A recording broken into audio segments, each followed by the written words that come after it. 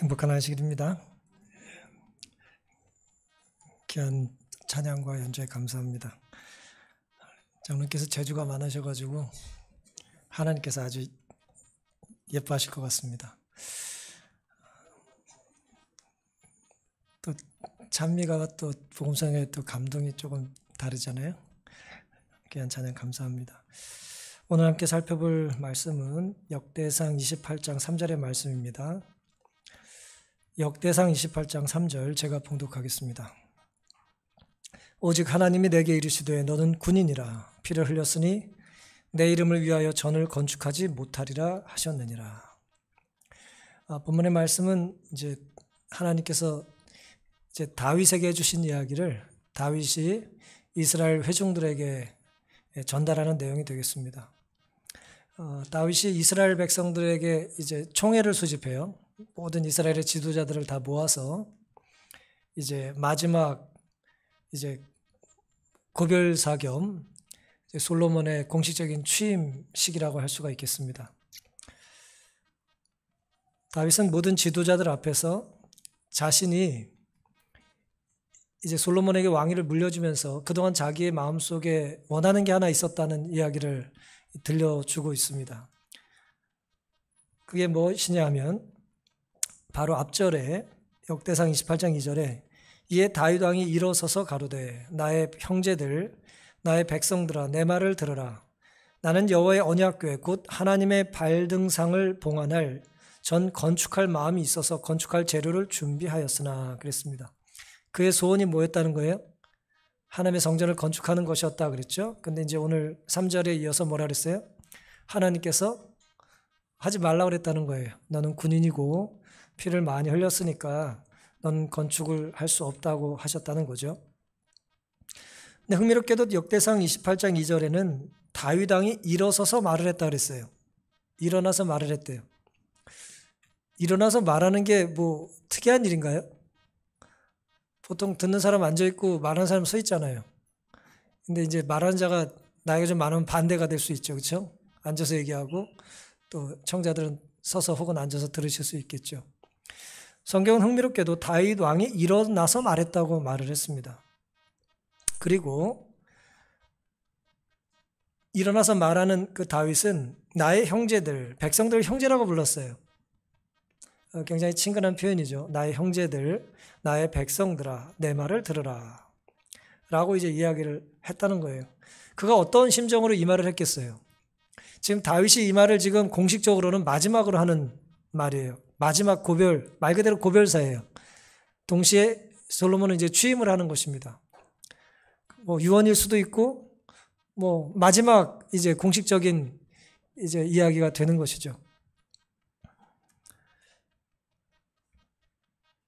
본교 주석은 이 성경절을 이렇게 주석합니다. 다윗은 연로하고 몸이 쇠약했기 때문에 친히 회중에게 연설할 수 있으리라고는 기대하지 않았을 것이다 그랬어요. 자기든 백성이든 다윗이 직접 일어나가지고 말을 할 것에 대한 기대가 없었다는 거예요. 다윗의 뜻을 뭐 누군가 받아 적어가지고 대독을 했을 수는 있게 할지 모르겠다고 생각했을지 모르겠어요. 근데 어쨌든 그 순간 다윗이 뭐 했다고요?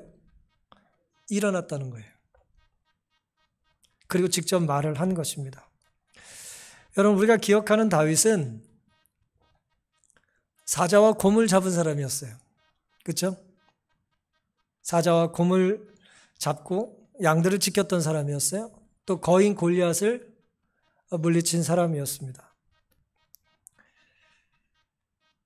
그런데 그런 대단한 군인, 대단한 장군, 대단한 사람이었던 다윗이 이제는 뭐가 어떤 일조차도 큰일이에요. 지금 이제는 일어나서 말하는 게 큰일이라고 기록해 놓은 거예요. 지금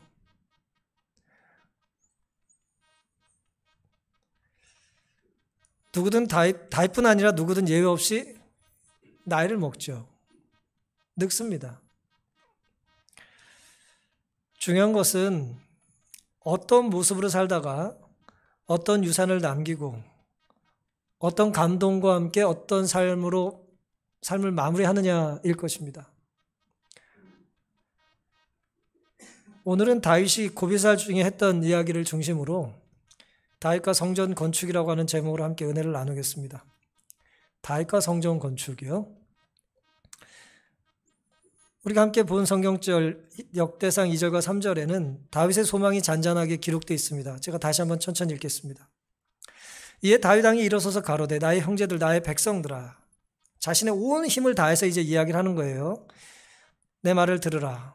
나는 여호와의 언약궤 곧 우리 하나님의 발등상을 봉헌할 전 건축할 마음이 있어서 건축할 재료를 준비하였으나 오직 하나님이 내게 이르시되 너는 군인이라 피를 흘렸으니 내 이름을 위하여 전을 건축하지 못하리라 하셨다는 것입니다. 성전 건축은 다윗의 꿈이었어요. 그의 소망이었습니다. 그런데 하나님께서 뭐 하세요? 막으셨어요. 그러니까 하나님을 위한 집을 짓겠다는데 그 집의 주인인 하나님이 막으셨어요. 성전은 땅이 있다고, 돈이 있다고, 힘이 있다고 지을 수 있는 것은 아닌 거예요. 다윗의 삶에는 적어도 그렇게 이제 나타났습니다.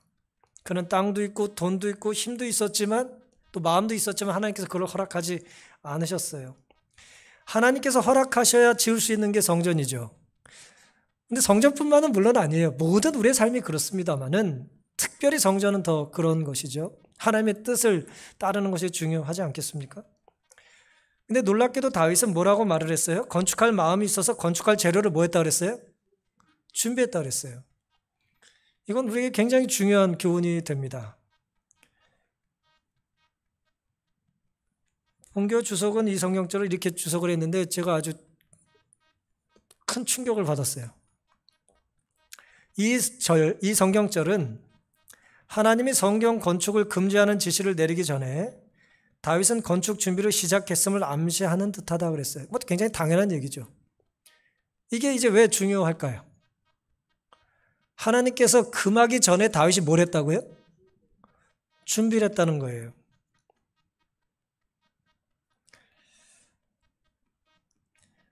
다윗에게 이런 마음이 있었어요. 다윗의 이런 마음과 그의 노력과 그의 정성과 헌신을 보고 하나님께서 어떻게 생각하셨을까요? 넌 내 집을 진다고 하면서 감히 내 허락도 구하지 않냐? 성전을 뭐 네 마음대로 짓냐? 라고 분노하셨을까요? 하나님 그렇게 하셨을까요? 그렇지 않으셨어요. 그렇게 보기 힘듭니다. 여기에 무슨 대단한 신학적인 그 접근이 필요합니까? 뭐 성소 신학에 있어서는 하나님의 허락과 비준이 있기 전에는 뭐 시작할 수 없다. 뭐 그런 게 필요한가요? 그렇지 않습니다. 성전 건축의 자격을 논하는 것이나 성소의 신학이 이 상황에 필요한 것은 아닌 것 같습니다. 사랑하는 성도 여러분, 우리는 하나님께서 금하시기 전까지 내가 하는 것이 진짜 내 모습일 거예요. 진짜 내 관심이 그거일 겁니다. 하나님이 적극적으로 명령하시기 전에 하고 있던 것, 하려는 것, 준비하고 있는 것이 나예요. 하나님이 명백하게 금하시기 전까지 내가 기쁘고 즐거운 마음으로 마음속에 깊은 소원을 가지고 품고 있는 그게 나라는 거예요. 우리가 잘 아는 것처럼 모세를 통해서 하나님께서 성소를 지으라고 하셨죠. 그때는 성막성소입니다만은 출애굽기 36장 5절부터 보시면 모세에게 고하여 가로되 백성이 너무 많이 가져오므로 여호와의 명하신 일에 쓰기에 남음이 있나이다. 모세가 명을 내리매 그들이 진중에 공포하여 가로되 불은 남녀하고 성소에 드릴 예물을 다시 만들지 말라 하며 백성이 가져오기를 정지하니 있는 재료가 모든 일을 하기에 넉넉하여 남음이 있었다 그랬어요. 너무 많이 갖고 오니까 뭐예요? 그만 가져오라고 했어요. 그러니까 그만 가져오기라고 하기 전까지 뭐 했어요? 넘치도록 가져왔다는 거예요. 아침마다 자원하는 예물을 연하여 가져왔다 그랬어요. 오늘 우리는 하나님의 일을요. 적어도 다윗에게 하나님의 성전을 짓는 일은 적어도 다윗은 하나님의 일을 한다고 생각했을 거 아니에요? 어쨌든 하나님의 일을 우리는 하나님께서 금하시기 전까지 넉넉하게 혹은 열심히 하고 있습니까? 우리가 좀 많이 생각해 봐야 될 문제입니다. 하나님과 연관된 일을, 이것이 뭐 신학적으로 좀 부족하다, 뭐 맞지 않다, 그런 걸 떠나서 그냥 우리의 실제적인 삶 속에 하나님께서 멈추라고 하시기 전까지 우리 뭘 하고 있냐는 것입니다. 하나님께서 너 좀 그만해라, 혹은 너는 뭐 좀 해라라고 할 때까지 우리는 어떤 일을 하고 있냐는 거예요. 어떤 말을 하고 어떤 생각을 하고 어떤 행동을 하냐는 것입니다. 오늘 찬양하신 장로님 가사처럼 우리가 부족한 사람들이에요. 남이 손 내밀길 원하고 내가 손 내밀어 주지 않죠. 어쨌든 적어도 그런 반성조차는 해야 되지 않은 것입니다. 나의 문제가 무엇인지에 대한 반성이 필요하잖아요. 회개가 필요하고 또 기도가 필요한 것입니다. 우리 교회가 혹은 가정에서 너 좀 찬양 좀 그만해라. 간혹 저희 집 사람이 이제 스트레스 푼다고 집에서 피아노를 치거든요. 그럼 제가 가끔 그만 좀 치라고 제가 그런 소리 할 때가 있어요. 그런지 집사람이 또 제 말 잘 안 듣고 더 칩니다. 그냥 그러니까 그만 좀 해라 말이에요. 예. 우리의 삶 속에 찬양 좀 그만 좀 해라. 혹은 그만 헌신해라. 좀 그만 가져와라. 성경학교 교사들 자리 다 찼다. 올해 늦었다. 이렇게. 예배 좀 이제 그만 드려라. 맨날 예배만 드리냐 너희들은. 예배 좀 그만해라. 혹은 기도. 뭐 이런 이야기를 우리가 신앙인이라면 좀 들어봐야 될까요? 들어오지 말아야 될까요? 관심 없다는 표정으로 그렇게 앉아 계시지 말고 이런 말 한 번은 들어봐야 될까요? 들어보지 말아야 될까요? 아니 학생이라면 공부 좀 그만하라는 소리를 들어야 학생이지, 넌 공부 좀 해라는 소리만 평생 들으면 무슨 학생이에요. 그건 잘못된 거예요. 그거는 내가 뭐 가수가 된다고 하는 사람인데 너 노래 좀 그만하라는 소리를 들어야지 노래 좀 해라 라고 하는 소리 듣는 가수가 뭔 가수가 되겠어요. 될 수 있겠습니까? 오래전에 올림픽에 금메달 딴 한 선수가 인터뷰를 하는데 아주 감동적인 이야기를 한 적이 있어요. 나보다 땀 더 많이 흘린 사람 있으면 이거 가져가라고 그러더라고요. 제가 그거 듣고 아주 충격을 받았었어요. 물론 땀을 물리적으로 얼마나 더 흘렸는지는 모르죠. 하지만 이 사람은 최선을 다해서 살았다는 거예요. 자기가 정말 후회하지 않을 만큼, 아쉽지 않을 만큼, 죽을 만큼 열심히 산 거예요. 그러니까 내 메달 나보다 땀 더 많이 흘렸으면 가져가라고 하는 식의 이야기를 하는 걸 듣고 제가 뭐 그 사람 되게 건방지다, 교만하다고 느낀 것이 아니라 굉장히 저 자신을 이렇게 부끄럽게 돌아본 일이 있습니다. 우리가 신앙인이라면, 우리가 하나님을 믿는 백성들이라면, 우리가 안식교회를 다니고 재림성도라고 하면 너 안식일 얘기 좀 그만해라, 너 재림 좀 그만 얘기해라 라는 얘기를 좀 들어봤어야 정상이라는 거예요. 근데 한 번도 평생 그런 소리를 듣지 않고 살았다면 죄송하죠, 우리는 뭐예요? 우리는 하나님께서 금지하시기 전까지 우리는 하나님을 향한 열심으로 산 것이 아니라 그냥 내 욕심 따라 이제 살았다고 할 수가 있을 것입니다. 그만 좀 해라라는 말을 들어보긴 했어도 혹 우리가 그 그만 좀 하라는 말이 거룩한 일과 무관했다면 우리는 회개해야 합니다. 너 좀 그만 좀 해라라는 얘기를 듣긴 듣죠. 저부터도. 예. 근데 그게 하나님과 관계된 일이 아니라 다 무슨 일이에요? 내 사리 사욕과 관계된 일이라면. 저 학교 다닐 때 하도 그냥 집중을 못 해가지고 야단을 많이 맞았거든요. 선생님이 좀 너 그만 좀 얘기 좀 해라 라는 얘기를 참 많이 들었어요. 제가 이제 주의력, 집중하는데 굉장히 장애가 있었던 사람이거든요. 그래가지고 하여튼 늘 지적을 당했어요. 선생님한테. 너 좀 그만 좀 떠들어라. 이렇게. 그러니까 오늘 우리가 우리 신앙의 삶에서 우리가 멈춰야 될 때가 있잖아요. 하나님 말씀 앞에. 안식일이 어떤 날이에요? 6일 동안에 일을 멈추는 것 아닙니까? 그렇죠? 그만 좀 일해라. 그렇게 멈추는 날이잖아요. 하나님이 약속하신 걸 믿고 우리가 멈추는 날 아닙니까? 하나님 명령 앞에. 오늘 우리가 신앙인이라면 정말 안식일이 지나가는 순간까지 정말 찬양을 하고 감사를 하면서 이제 감사 멈춰. 이제 집에 가 이렇게. 찬양 멈추고 그만 가라 이렇게. 이제 봉사도 좀 자제하면서 해라 이렇게. 그런 말을 우리가 다윗처럼 한 번은 들어볼 수 있는 아름다운 선택과 헌신이 우리에게 있게 되기를 간절히 바랍니다. 다윗은 놀랍게도 5절과 6절에 보시면 이렇게 이제 말을 이어서 하고 있어요. 여호와께서 내게 여러 아들을 주시고 그 모든 아들 중에서 내 아들 솔로몬을 택하사 여호와의 나라 위에 앉혀 이스라엘을 다스리게 하려 하실세 내게 이르시기를 네 아들 솔로몬 그가 내 전을 건축하고 하나님이 집을 건축한다는 거예요. 솔로몬이 내 여러 뜰을 만들리니 이는 내가 저를 택하여 내 아들을 삼고 나는 그 아비가 될 것임이라 그랬습니다. 다윗이 내가 좀 짓겠다고 열심히 준비했더니 넌 안 돼. 네 아들 솔로몬을 내 아들로 삼아서 그에게 성전을 짓게 할 거야 라는 이야기를 하나님께서 다윗에게 들려주신 것입니다. 다윗의 소원과 하나님의 뜻이 지금 달라요, 같아요? 달라요, 같아요? 달라요. 다윗에게 솔로몬은 내 아들이었는데 하나님께서 솔로몬은 하나님의 아들이라고 말하면서 다윗은 성전을 짓겠다고 했더니 너는 안 된다 그러고 네 아들을 짓게 하겠다고 하신 거예요. 같아요, 달라요? 전혀 다르죠. 완전히 달라요. 등장인물이 비슷하다고 해서 유사한 게 아니에요. 전혀 다른 거예요, 이거는. 흔히 말하듯 아닌 거예요. 아닌 건 아닌 거예요. 이건 같은 게 아니고 전혀 다른 것입니다. 하지만 다윗은 자신의 소원을 하나님께서 금하셨음에도 불구하고 하나님의 인도하심을 그는 의심하지 않고 순종했다는 거예요. 여러 아들을 주신 하나님께서 그중에 솔로몬을 택하셨고 솔로몬을 왕으로 삼으시고 다윗의 평생의 꿈을 그 아들을 통해서 이루게 해주시겠다는 것이죠. 그래놓고 하신 말씀이 뭐예요?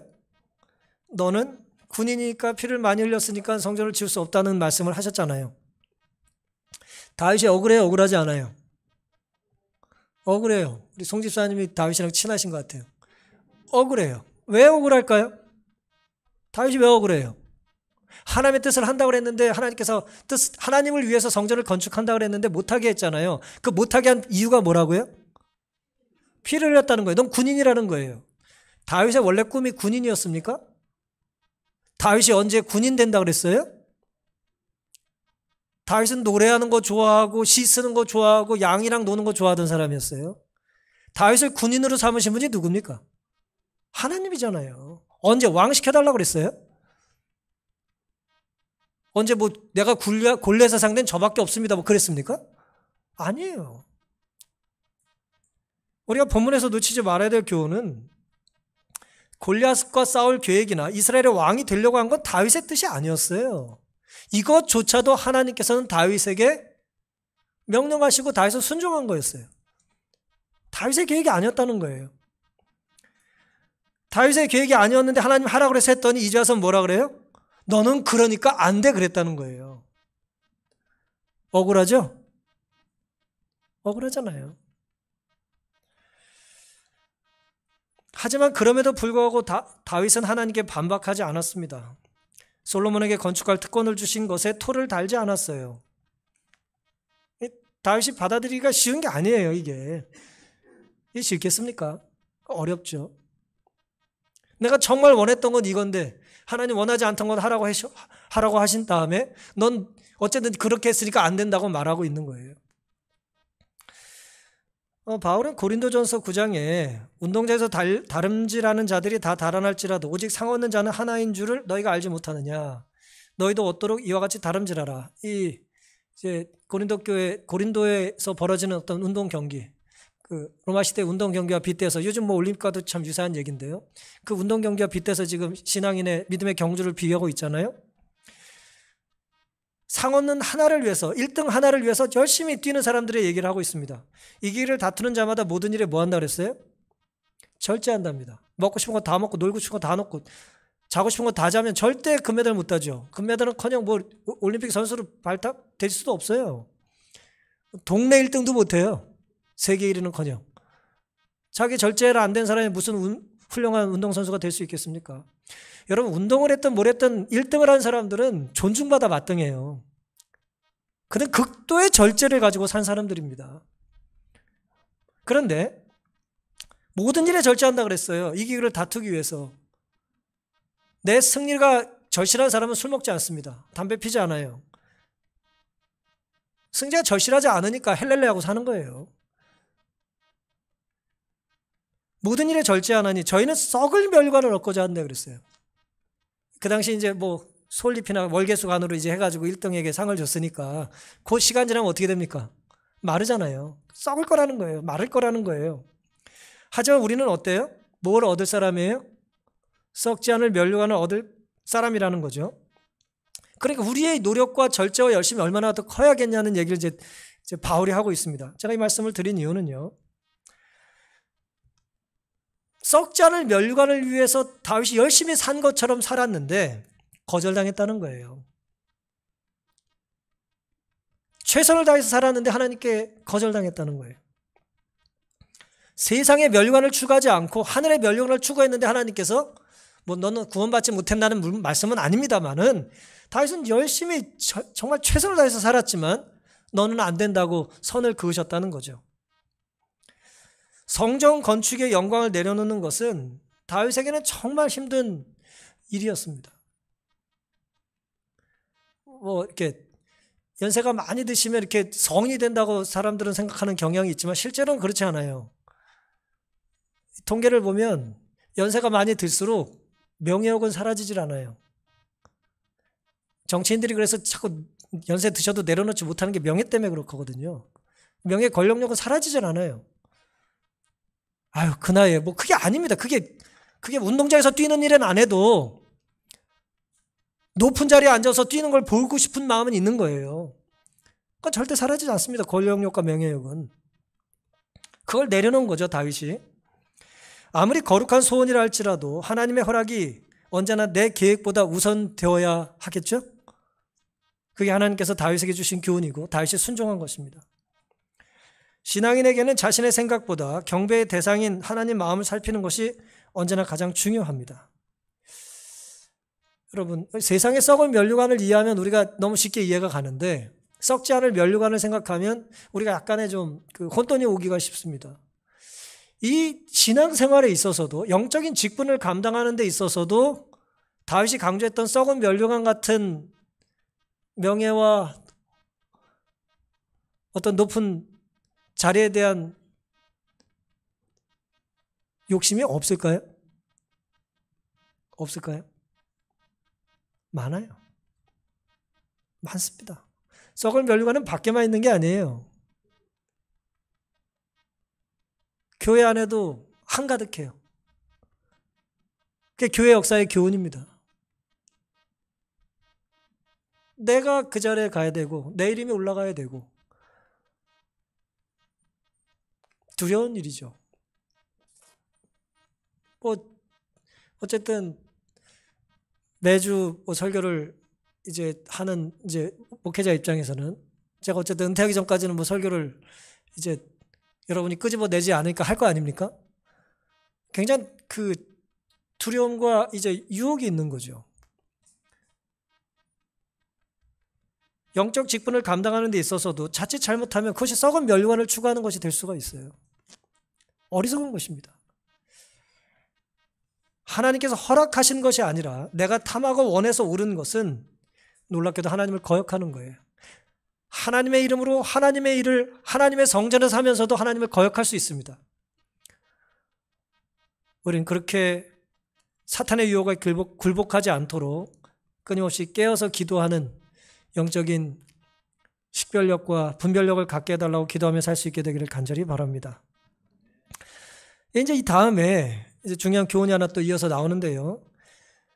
8절, 9절부터 보시면 내 아들 솔로몬아 너는 너의 아비의 하나님을 알고 온전한 마음과 기쁜 뜻으로 섬길지어다. 여호와께서는 문 마음을 감찰하사 모든 사상을 아시나니 네가 저를 찾으면 만날 것이요 버리면 저가 너를 영원히 버리시리라 했습니다. 그런즉 너는 삼갈지어다. 여호와께서 너를 택하여 성소의 전을 건축하게 하셨으니 힘써 행할지니라 그랬습니다. 다윗이 가장 중요하게 여긴 것이 이제 바로 이런 이제 모습입니다. 너의 아비의 하나님을 알라는 거죠. 하나님을 아는 거예요. 신앙의 본질을 이야기하고 있습니다. 이제 모든 회중 앞에 다윗은 솔로몬에게 충성하는 사람이 되라고 진지하게 권고했다. 다윗은 자기 아들의 통치가 번영할 것인가는 그가 하나님께 진실한가 여부에 달려있음을 알았다 그랬어요. 하나님께 진실한 것이 진정한 왕으로서의 성공과 실패의 핵심적인 가치라는 거예요. 기준이라는 것입니다. 땅을 더 넓히느냐? 그게 아니라는 거예요. 하나님 앞에 충실하냐는 거예요. 내가 여전히 이 세상에서 하나님을 아는 것보다 더 중요한 일은 있어요, 없어요? 없습니다. 우리의 삶에도 그런가요? 하나님을 아는 것보다 더 중요한 일이 우리에게도 없습니까? 우리에게도 없어야 된다는 것입니다. 하나님을 아는 것, 하나님을 믿는 것, 하나님 말씀에 순종하는 것보다 더 중요한 일은 없어야 돼요. 그래서 우리는 신앙생활을 하는 거예요. 하나님이 가장 중요하다고 믿기 때문에 가장 중요한 시간에 가장 좋은 옷을 입고 깨끗하게 몸을 씻고, 요즘이야 뭐 매일 씻지만 옛날에는 안식일 날 씻는 거 아니에요? 저는 그랬습니다. 네. 안식일 목욕탕 가는 게 안식일 준비예요. 왜 우리가 구별해서 안식일 지키냔 말이에요.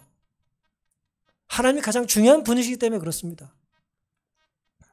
하나님을 아는 것은 이 세상에서 평화와 행복뿐 아니라 영생의 축복도 가져온다. 요한복음 17장 3절 말씀이죠. 영생의 그 하나님과 그 아들 예수 그리스도를 아는 것이라 그랬어요. 다윗은 삶의 진수를 알려주고 있습니다. 진수. 이 숫자가 이제 뼈라는 얘기예요. 뼈. 뼈골 숫자예요. 우리의 삶에 이 골수 같은 거예요. 아들에게 그걸 빼가지고 알려주고 있는 거예요. 다른 거 다 필요 없고 이거라도 꼭 알고 있으라는 거예요. 이것만 알면 된다는 거예요.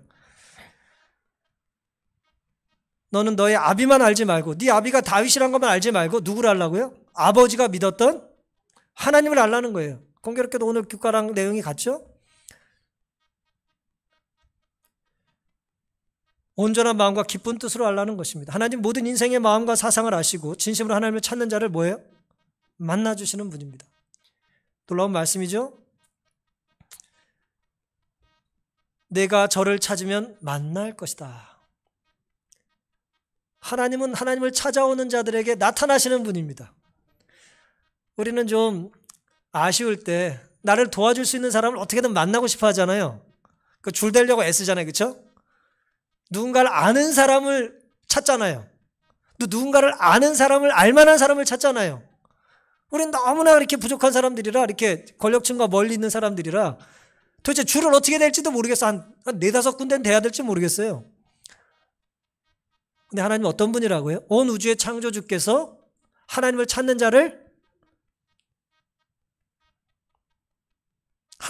자들에게 나타나시는 분이라는 거예요. 하나님을 즐겨 찾게 되시기를 간절히 바랍니다. 역대상 28장 9절에 이 본교 주석에 굉장히 중요한 말씀이 이렇게 기록되어 있습니다. 진정으로 하나님을 섬기는 것은 자원하여 섬기는 것이다. 자원하여 그분을 섬기지 않는 자는 하나님의 자녀가 될 수 없다. 자원하는 거 중요하죠? 강요된 기독교란 존재하지 않는다. 이것도 오해하시면 또 안 됩니다. 또 뭐 신앙은 자유니까 애들 마음대로 하게 놔두시면 안 돼. 그런 뜻이 아니에요 또. 예? 다른 건 다 뭐 그 부모 뜻대로 가르치면서 신앙하는 것만 또 애들 의견을 존중하면 안 됩니다. 예? 어쨌든 강요된 기독교란 존재하지 않는다. 너희가 즐겨 순종하면 땅의 아름다운 소산을 먹을 것이요. 즐겨 순종하면, 이 말은 의무 이행이 언제나 자기의 성향과 조화된다는 의미가 아니다. 굉장히 또 중요한 말씀이죠. 내가 기뻐하는 일, 내가 좋아할 때만 하는 것이 신앙이 아니라는 거예요. 실제로 순종은 종종 자기를 십자가에 못 박는 일을 포함한다. 맞습니까? 십자가에 못 박는 건 감미롭고 즐겁고 달콤한 일이에요? 죽는 거잖아요. 십자가에 내 의지를 못 박는 건 죽는 거잖아요. 기분 나빠 죽겠지만 예수님 뜻이니까 하는 거잖아요. 그렇게 안 살아봐가지고 헷갈릴 수 있지만 그러면 안 됩니다. 우리가 의지를 박아야 돼요. 그렇죠? 이게 하나님 뜻이라면 내가 이만큼 화가 나도 이렇게 좀 억누르는 노력이 우리에게 필요하다는 거죠. 바울의 소원과 욕망은 매일 자기의 의무와 상충되었지만 날마다 죽는다는 바울의 고백을 이렇게 쓴 거예요. 매일 죽고 싶었던 게 아니라는 거예요. 죽으려고 죽을 맛이었다는 거예요. 죽어지지 않는데 매일 죽으려니 얼마나 힘들겠어요. 그 성정이 불같은 사람인데 자기의 욕망은 자기의 매일의 의무와 상충되었다 그랬어요. 그는 그것이 아무리 자기 본성에 불쾌감을 주거나 괴로움을 주는 것일지라도 하나님의 뜻을 이행했다 그랬습니다. 굉장히 중요한 말씀이죠. 여기 두 가지 신앙의 핵심 가치를 알려줍니다. 신앙은 어쨌든 뭐 해야 된다고요? 자발적이어야 된다는 거예요. 억지로 강제로는 안 되는 거예요. 자발적이어야 합니다. 그렇죠? 강요된 신앙은 무의미하고 무가치예요. 순교, 강제로 당하면 그게 순교입니까? 그건 살해당한 거예요. 그냥. 순교는 자원하여 내가 죽겠다고 하는 게 순교예요. 하나님을 위해서. 헌신도 마찬가지예요. 자원해서 내가 하나님께 내 삶을 드리겠다는 게 헌신이잖아요. 헌신. 예? 내 몸을 드리겠다는 거예요. 둘째, 이 자원에 있어서 놓치지 말아야 될 교훈은 뭐냐? 내가 하고 싶어 하는 것만 하는 게 자원이 아니라는 거예요. 어떻게 보면 더 중요한 것일 수 있어요. 둘째는 뭡니까? 신앙은 내 욕심이나 본성을 따르는 것이 아니라 하나님의 뜻이라고 하는 것, 그것이 나의 의무라고 생각되는 걸 하는 거라는 거예요. 하나님의 뜻이 내가 살아야 될 의무예요. 그게 십계명이에요. 그걸 따르는 것이 신앙이라는 거예요. 물론 첫 번째와 두 번째가 때로 상충되죠. 자발성이 잘 생기지 않을 수도 있어요. 하지만 바울은 어땠다고요? 날마다 내 몸을 복종케 하면서 하나님의 뜻의 십자가의 못을 박았다는 거예요. 이 안에 긴장이 있지만, 이 두 가지 교훈에 긴장이 있지만 둘 다 옳은 것입니다. 여러분 교회에 나오고 싶어서 나오셔야 되고 기도하고 싶어서 기도하셔야 돼요. 하지만 때로 교회가 힘들게 느껴지고 기도가 나오지 않아도 어떻게 해야 된다고요? 하나님의 뜻이라면 해야 된다는 거예요. 근데 우리가 날마다 내가 하고 싶을 때까지 기다려, 난 뭐 마음이 동하지 않으면 죽어도 안 해 라고 하는 이 잘못된 이 세속적 어떤 철학이 내 안에 가치관으로 잡히면 하나님의 뜻임에도 불구하고 내가 안 하게 된다는 거예요. 그리스도인이 아닙니다. 그러면 놀라운 것은 우리가 얼마나 연약한지를 하나님께서 잘 아신다는 거죠. 시편 103편 13절 14절 아비가 자식을 불쌍히 여긴 같이 여호와께서 자기를 경외하는 자를 불쌍히 여기시나니 이는 저가 우리의 체질을 아시며 우리가 진토임을 하나님은 기억하신다는 거예요. 우리가 얼마나 부서지고 넘어지기 쉬운 존재인지를 하나님이 아십니다. 우리가 하고 싶어 시작했다가 어휴 그만할래라고 때려치는, 이게 1분 안에 몇 번씩 그렇게 우리 안에 영적인 연약함이 있다는 걸 누가 아신다고요? 하나님이 아신다는 거예요. 그러니 연약한 사람의 모습을 보고 너무 실망하지 마시고 또 경건한 사람의 모습을 보고 너무 또 하나님보다 더 높이지도 마시기를 바랍니다. 영광을 받으셔야 될 분은 온전한 하나님이시지 사람이 아니에요. 다윗은 성전 건축을 위한 자원하는 마음과 하나님의 뜻을 행하는 것이 자기의 최고의 의무임을 알았어요. 그래서 역대상 22장 5절에는 이렇게 성경이 기록합니다. 다윗이 가로되 내 아들 솔로몬이 어리고 연약하여 여호와를 위하여 건축할 전은 극히 장려하여 만국의 명성과 영광이 있게 하여야 할지라. 그러므로 내가 이제 위하여 준비하리라 하고 죽기 전에 많이 준비하였더라 그랬어요. 많이 준비했다 그랬어요. 그 앞에 성경절을 보면 석궁들을 시켜서 돌을 다듬었고요. 철과 못, 셀 수 없는 놋을 준비했고 백향목을 무수히 준비했다 그랬어요. 모든 재료를 다 준비해 놓은 거예요. 저희가 근자에 받는 여러 스트레스 중에 하나가 뭡니까? 건축비 상승이잖아요. 생전 관심 없던 철근값 올라가는 게 왜 자꾸 관심이 생깁니까? 우리가 철근이 많고 시멘트가 많으면 걱정하겠어요?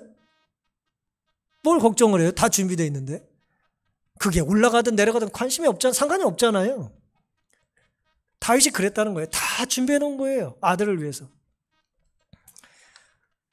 진정 다윗은 성전 건축을 위해서 자신이 할 수 있는 최선을 다했습니까?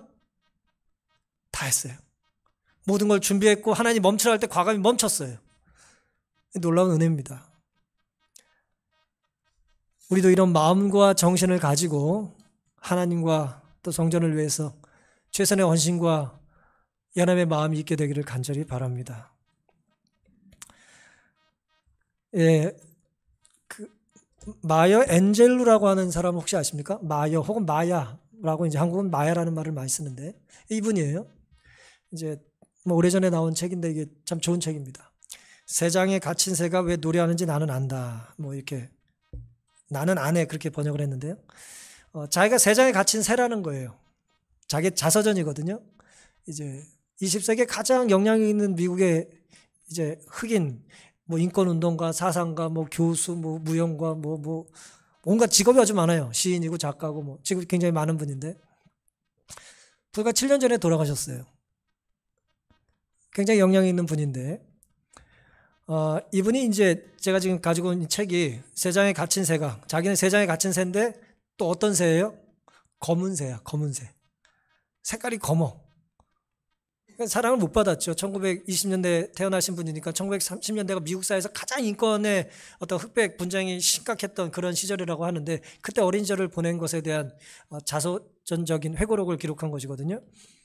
이 책은 미국의 중고등학교의 3대 필독서 중에 하나예요. 모든 중고등학교 미국 학생들은 학교에서 이걸 권해 읽으라고. 퓰리처상을 받았고 전미국 도서상을 받았습니다. 이 사람이 얼마나 유명한 사람이었냐면은 빌리 클린턴 대통령이 취임식 때 지금 솔로몬의 취임식 얘기를 제가 지금 오늘 설교로 드린 거예요. 다윗이 고별사, 다윗은 가고 솔로몬이 올라갈 때 이야기거든요. 빌리 클린턴 대통령 취임식 때 자신의 자작시 아침에 맥박에 대여라는 시를 낭송한 사람이에요. 직접. 이게 왜 큰일이냐면은 미군 역사상 대통령 취임식 때 자작시를 낭송한 사람이 딱 2명밖에 없어요. 여태까지. 그 중에 한 사람이 이 사람이고 또 한 사람은 누구냐면은 이제 존 F 케네디가 대통령이 됐을 때 로버트 프로스트라고 하는 유명한 미국의 이제 시인 있잖아요. 그 사람이 죽기 얼마 전에 자기의 시를 이제 낭송할 만큼 그렇게 대단하고 큰 일이었다는 거예요. 미국 사회에서. 흑인 여자가.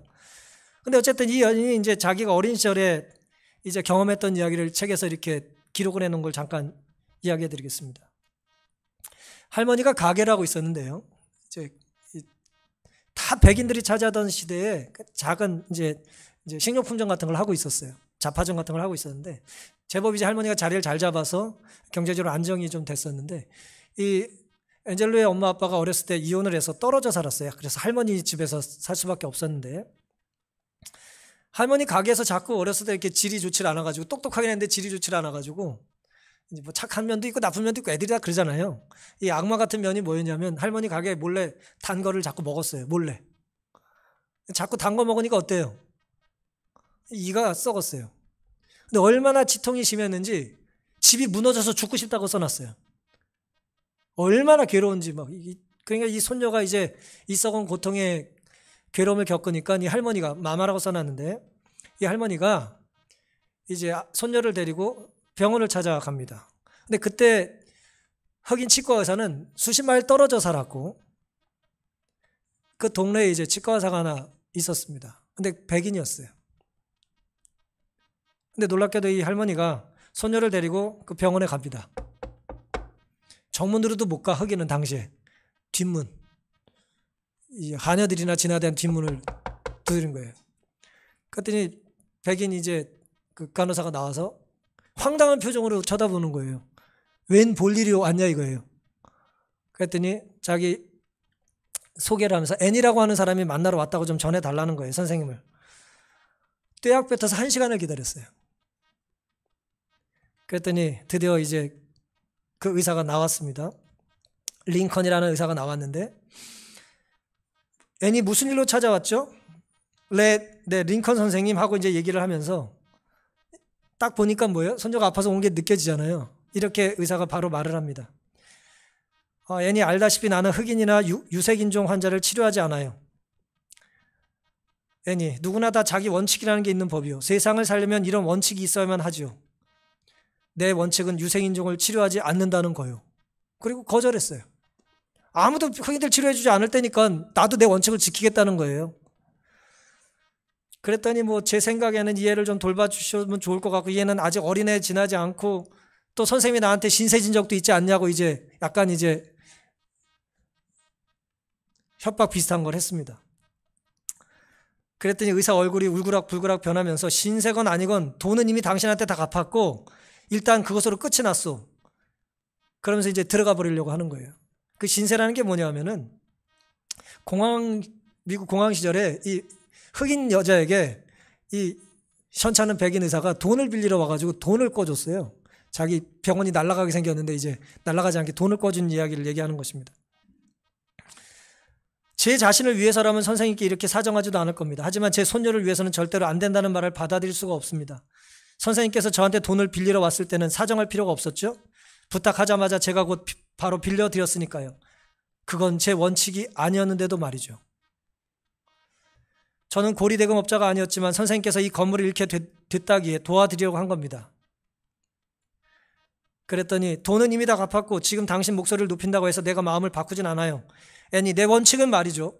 검둥이 입에 내 손을 집어넣느니 차라리 개 주둥이에 집어넣겠다는 거요. 그리고 들어가 버렸어요.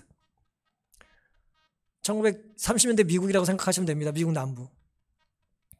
제가 오늘 이 말씀을 왜 드리냐면은 누군가는 원칙을 지키기 위해서 널 돕지 못하겠다고 도울 수 없다고 말을 하고요. 누군가는 남을 돕기 위해서 자기의 원칙을 바꾸기도 했다는 거예요.